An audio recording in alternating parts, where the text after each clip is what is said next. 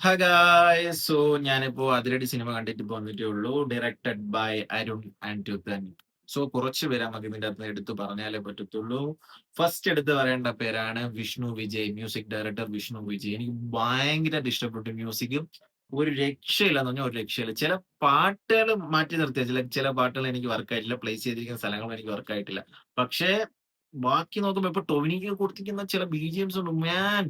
വേറെ ഒരു രക്ഷയില്ല സീരിയസ്ലി. ഒരു പക്കാ സാധനമാണ് കൊടുത്തിരിക്കുന്നത്. പിന്നെ എടുത്ത് പറയേണ്ടതെന്ന് പറഞ്ഞാൽ ചമൻ ചാക്കോ എഡിറ്റർ.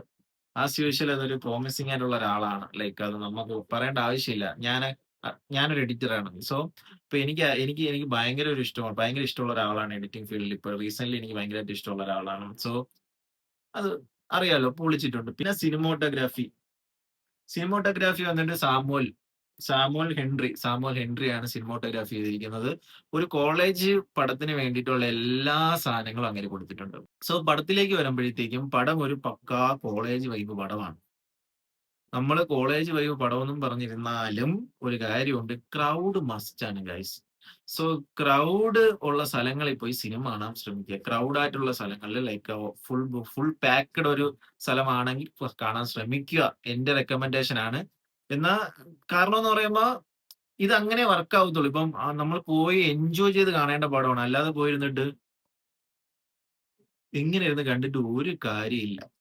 സോ അങ്ങനെ കാണേണ്ട പടങ്ങൾ അങ്ങനെ തന്നെ കാണുക. അല്ലാതെ നമ്മളിപ്പോ നോർമലി ടിക്കറ്റ് എടുത്തിട്ട് മറ്റേ മരണ വീട്ടിൽ പോയിരുന്ന സിനിമ കണ്ടിട്ടൊന്നും ഒരു കാര്യം ഇത് അങ്ങനെ കാണേണ്ട ഒരു സിനിമയാണ്. നിങ്ങളിപ്പോ അല്ലാതെ കണ്ടാൽ നിങ്ങൾക്ക് ചിലപ്പോ ബോറായിട്ട് തോന്നും. പിന്നെ പിന്നൊരു കാര്യംന്ന് പറയുമ്പോ ഇത് ഒടിടിയിൽ ഇറങ്ങുമ്പോഴത്തേക്ക് എനിക്കറിയത്തില്ല. എനിക്ക് തിയേറ്റർ മെറ്റീരിയൽ ആണ് ഈ സിനിമ. നമ്മള് ഒടിടിയിൽ ഇറങ്ങുമ്പോ എന്തായാലും എന്തെങ്കിലൊക്കെ ആരെങ്കിലൊക്കെ പറയും. അത് ഉറപ്പായിട്ടും പറയും. പക്ഷെ നമുക്കിപ്പൊ തിയേറ്ററിൽ പോയി കണ്ടാ എൻജോയ് ചെയ്യാൻ പറ്റും. അതും ക്രൗഡ് ആയിട്ടിരുന്ന് കണ്ടാ നല്ല രീതിയിൽ എൻജോയ് ചെയ്യാൻ പറ്റിയ പടമാണ്. നിങ്ങൾക്ക് ധൈര്യമായിട്ട് പോയിരുന്ന് കാണാം.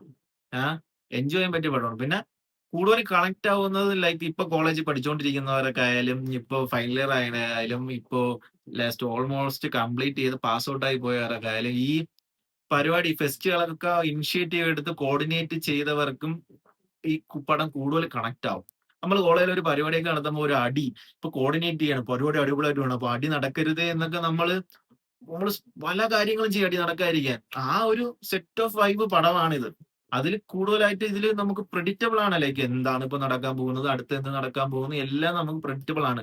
എന്നിരുന്നാൽ പോലും നമ്മക്ക് ഒന്ന് പോയിരുന്ന് 2 1/2 മണിക്കൂർ സമയം എനിക്കറിയത്തില്ല. 2 1/4 മണിക്കൂർ എങ്ങാണ്ട് ഉണ്ടെന്ന് തോന്നുന്നു. ഒരു എൻജോയ് ചെയ്തിരുന്ന് കാണാൻ പറ്റിയ പടം. പിന്നെ എനിക്ക് ടൊവിനോയുടെ ക്യാരക്ടർ എനിക്ക് ഭയങ്കരമായിട്ട് ഇഷ്ടപ്പെട്ടു. പിന്നെ അതുപോലെ ഷാൻ റഹ്മാന്റെ ക്യാരക്ടർ എനിക്ക് ഭയങ്കരമായിട്ട് ഇഷ്ടപ്പെട്ടു. പിന്നെ ബേസിൽ യൂഷ്വൽ അത് പൊളിച്ചു. എനിക്ക് ഭയങ്കരമായിട്ട് ആ ക്യാരക്ടർ എനിക്ക് ഭയങ്കരമായിട്ട് കണക്ട് ആയി ബേസിലിന്റെ. നമ്മള് കോളേജിൽ പഠിക്കുമ്പോൾ ഉള്ള അവസ്ഥയൊക്കെ തന്നെയാണ് അതിലും ബേസിൽ ജോസഫിന് ആയിരിക്കുന്നത്. സോ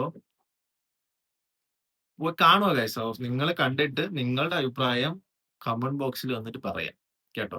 എല്ലാവർക്കും എല്ലാം ഇഷ്ടപ്പെടണമെന്നില്ലല്ലോ. അങ്ങനെ 100% മോഹൻലാലേട്ടൻ പറയും പോലെ 100% തൃപ്തിപ്പെടുത്താൻ ആർക്കും പറ്റത്തില്ല ഗൈസ്. സോ അപ്പൊ നിങ്ങളെ അഭിപ്രായങ്ങൾ ഇതിന്റെ അകത്ത് വന്നിട്ട് കമന്റ് ഇടുക. സോ ഇത്രയേ ഉള്ളൂ. സോ നിങ്ങൾ സബ്സ്ക്രൈബ് ചെയ്യാൻ മറക്കരുത്. പ്ലീസ് സബ്സ്ക്രൈബ് ചിഹ്നം കേട്ടോ. സോ ഇത്രയേ ഉള്ളൂ. സോ അടുത്ത വീഡിയോയിൽ കാണുന്നവരേക്കും ബൈ.